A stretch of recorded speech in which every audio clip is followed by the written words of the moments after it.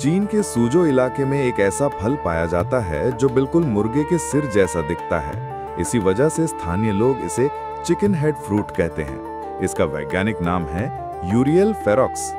ये फल आमतौर पर पानी के नीचे उगता है और इसे इकट्ठा करने की पूरी प्रक्रिया जितनी मेहनत वाली है उतनी ही समय लेने वाली भी। सबसे पहले पौधे की पत्तियों को काटकर साफ किया जाता है ताकि नीचे कीचड़ में छिपे हुए फल नजर आ सकें। फिर नंगे हाथ से कीचड़ में जाकर इस फल को छूकर ढूंढना होता है। जब फल मिल जाता है तो एक खास कटर की मदद से इसे डंठल समेत काटा जाता है। इस कच्चे फल के अंदर एक मजबूत खोल में बंद बीज होते हैं। बीजों को अलग करने के लिए लकड़ी के भारी रोलर का इस्तेमाल किया जाता है, जिससे फल पर जोर से घुमाया जाता है ताकि बीज बाहर निकल सकें। इसके बाद शुरू होता है अगला कठिन काम, बीजों से खोल अलग करना। ये बहुत मेहनत वाला काम होता है, जहां मजदूर लोहे का बना एक छोटा औजार इस्तेमाल करते हैं जो उनकी उंगलियों में फंसा होता है। उसी औजार की मदद से धीरे धीरे सख्त खोल हटाकर अंदर का बीज निकाला जाता है। इस बीज का बाहरी आकार सही रखना बहुत जरूरी होता है, नहीं तो बाजार में इसकी बिक्री संभव नहीं होती। बीजों को साफ करने और छानने का काम भी किया जाता है। इसके बाद इन्हें धूप में सुखाकर पैकेट में भरकर लंबे समय तक इस्तेमाल के लिए स्टोर किया जाता है।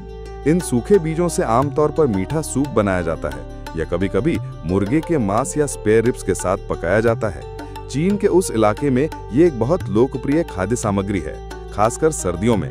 इसका कारण ये है कि इसमें अच्छा पोषण होता है और एक गर्मा गर्म सूप में बदल जाता है, जो सर्दियों में शरीर को गर्म रखने में मदद करता है।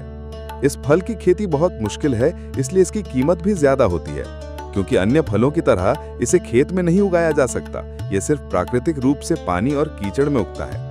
इस प्राकृतिक माहौल को बचाना और सही समय पर इसे काटना और प्रोसेस करना सबसे अहम काम है। सबसे जरूरी बात यह है कि इस फल के बीज इकट्ठा करने और प्रोसेसिंग की पूरी प्रक्रिया हाथ से की जाती है। कोई मशीन इस्तेमाल नहीं होती, इसलिए हर बीज की गुणवत्ता और सुरक्षा पूरी तरह इंसान की काबिलियत पर निर्भर करती है। इसी वजह से इसकी कीमत भी ज्यादा होती है। चीन में जहां जहां ये फल उगता है, वहां तय मौसम में सैकड़ों मजदूर सिर्फ इस फल को इकट्ठा करने में लग जाते हैं। वे सुबह सुबह कीचड़ में उतरकर काम शुरू करते हैं और हर स्टेप पर सावधानी बरतते हैं ताकि कोई फल या बीज खराब न हो। और जो लोग इसे पकाकर खाते हैं, वे जानते हैं कि ये केवल स्वाद की बात नहीं है, बल्कि चीन की पारंपरिक भोजन संस्कृति का हिस्सा है।